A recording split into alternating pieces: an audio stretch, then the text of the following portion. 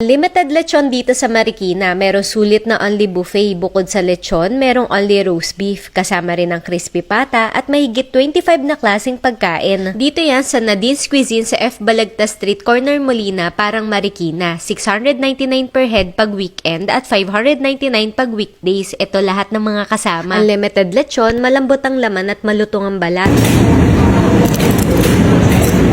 Crispy pata, open nga pala sila ng 10 a.m. hanggang 9 p.m. Only roast beef with sauce. Merong fried rice, buttered spicy shrimp, pork rendang, beef with mushroom, fish fillet, crispy pork kare-kare, pork humba, mechado, bopis, pork sisig, siopaw and hotdog, sweet and sour pork, bangus sisig. Yung mga ulam nila may pagmamahal ang pagluluto, hindi basta maparami lang. Uy, laing na magata, syempre kumuha tayo niyan. Unlimited drinks na rin, pati kape kasama, pasta na may 2 sauce, mga bread, brownies at chocolate fondue.